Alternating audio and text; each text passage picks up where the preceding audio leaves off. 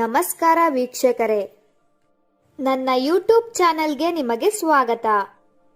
ಇವತ್ತು ನಾನು ನಿಮಗೆ ಭೋಜ್ ಪತ್ರದ ಮೂಲಕ ಹೇಗೆ ವಶೀಕರಣ ಮಾಡಿಕೊಳ್ಳುವುದು ಎಂದು ತಿಳಿಸಿಕೊಡುತ್ತೇನೆ. ಭೋಜ್ ಪತ್ರದ ಮೂಲಕ ಒಂದು ಚಮತ್ಕಾರಿ ವಶೀಕರಣ ಆಗುತ್ತದೆ. ಈ ತಂತ್ರ ಮಾಡುವುದಕ್ಕೆ ಯಾವುದೇ ರೀತಿಯ ಮಂತ್ರ ಬೇಕಾಗುವುದಿಲ್ಲ. ಕೇವಲ ಒಂದು ಭೋಜ್ ಪತ್ರ ಮತ್ತು ಒಂದು ಹೆಸರಿನಿಂದ ಈ ವಶೀಕರಣ ತಂತ್ರವನ್ನು ಮಾಡಬಹುದು. ವೀಕ್ಷಕರೇ, ನಿಮ್ಮಲ್ಲಿ ವಿನಂತಿ ಮಾಡುತ್ತೇನೆ, ನೀವಿನ್ನೂ ನಮ್ಮ ಚಾನೆಲ್ನ ಸಬ್ಸ್ಕ್ರೈಬ್ ಮಾಡಿಲ್ಲ ಅಂದರೆ ಈ ಕೂಡಲೇ ಸಬ್ಸ್ಕ್ರೈಬ್ ಮಾಡಿ ಮತ್ತು ಪಕ್ಕದಲ್ಲೇ ಇರೋ ಬೆಲ್ ಐಕಾನ್ ಮೇಲೆ ಕೂಡ ಕ್ಲಿಕ್ ಮಾಡಿ. ವೀಕ್ಷಕರೇ, ಇದು ತುಂಬಾ ಹಳೆಯ ಕಾಲದಿಂದ ನಡೆದುಕೊಂಡು ಬಂದಿರುವಂತಹ ವಶೀಕರಣ ತಂತ್ರ. ನಾನು ಹೇಳಿಕೊಡುತ್ತಿರುವ ಈ ತಂತ್ರವನ್ನು ನೀವು ಮಾಡಿದರೆ ಸಾಕು, 99% ನಿಮಗೆ ಒಳ್ಳೆಯ ಪ್ರತಿಫಲ ಸಿಗುತ್ತದೆ.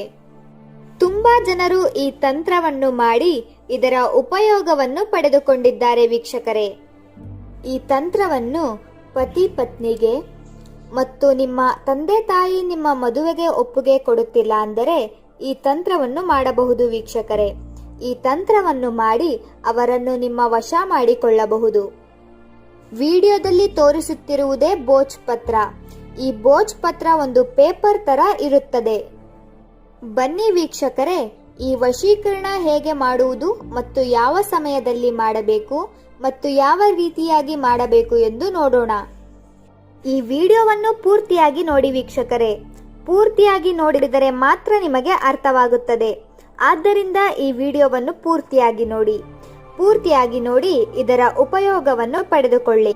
ಭೋಜ್ ಪತ್ರದ ಸುತ್ತದಲ್ಲಿ ಓಂ ಶ್ರೀ ಓಂ ಶ್ರೀ ಓಂ ಶ್ರೀ ಅಂತ ಬರೆದುಕೊಳ್ಳಬೇಕು. ನಂತರ ಭೋಜ್ ಪತ್ರದ ಮಧ್ಯಭಾಗದಲ್ಲಿ ನಿಮ್ಮ ಹೆಸರನ್ನು ಬರೆದುಕೊಳ್ಳಬೇಕು. ನಿಮ್ಮ ಹೆಸರನ್ನು ಬರೆದುಕೊಂಡು ಅದರ ಕೆಳಭಾಗದಲ್ಲಿ ಸ್ವಸ್ತಿಕ್ ಚಿಹ್ನೆಯನ್ನು ಬರೆದುಕೊಳ್ಳಬೇಕು. ಸ್ವಸ್ತಿಕ್ ಚಿಹ್ನೆಯನ್ನು ಬರೆದ ನಂತರ ಅದರ ಕೆಳಭಾಗದಲ್ಲಿ ನೀವು ಯಾರನ್ನು ವಶೀಕರಣ ಮಾಡಿಕೊಳ್ಳಬೇಕು ಅಂತ ಇರ್ತೀರಾ ಅವರ ಹೆಸರನ್ನು ಬರೆದುಕೊಳ್ಳಬೇಕು. ನಂತರ ಅದರ ಕೆಳಭಾಗದಲ್ಲಿ 5 ಮತ್ತು 3 ಅಂತ ಬರೆದುಕೊಳ್ಳಬೇಕು. ನಾವು ವಿಡಿಯೋದಲ್ಲಿ ಹೇಗೆ ತೋರಿಸುತ್ತಿದ್ದೀವಿ ಅದೇ ರೀತಿಯಾಗಿ ಬರೆದುಕೊಳ್ಳಬೇಕು. ವೀಕ್ಷಕರೇ, ನೀವು ಬೇಕಾದರೆ ಇದನ್ನು ಸ್ಕ್ರೀನ್ ಶಾಟ್ ತೆಗೆದುಕೊಳ್ಳಬಹುದು. ವೀಕ್ಷಕರೇ, ಈ ತಂತ್ರವನ್ನು ಗುರುವಾರದಂದು ಅಥವಾ ಶನಿವಾರದಂದು ಮಾಡಬೇಕು. ವೀಕ್ಷಕರೇ, ನಂತರ ಆ ಭೋಜ್ ಪತ್ರವನ್ನು ಫೋಲ್ಡ್ ಮಾಡಬೇಕು. ಆ ಭೋಜ್ ಪತ್ರವನ್ನು ಫೋಲ್ಡ್ ಮಾಡಿದ ನಂತರ ನೀವು ಯಾರನ್ನು ವಶೀಕರಣ ಮಾಡಿಕೊಳ್ಳಬೇಕು ಅಂತ ಇರ್ತೀರಾ ಅವರ ಹೆಸರನ್ನು 7 ಬಾರಿ ಹೇಳಬೇಕು. 7 ಬಾರಿ ಅವರ ಹೆಸರನ್ನು ಹೇಳಿದ ನಂತರ ನಿಮ್ಮ ಇಷ್ಟ ದೇವರನ್ನು ಪ್ರಾರ್ಥಿಸಿಕೊಳ್ಳಬೇಕು.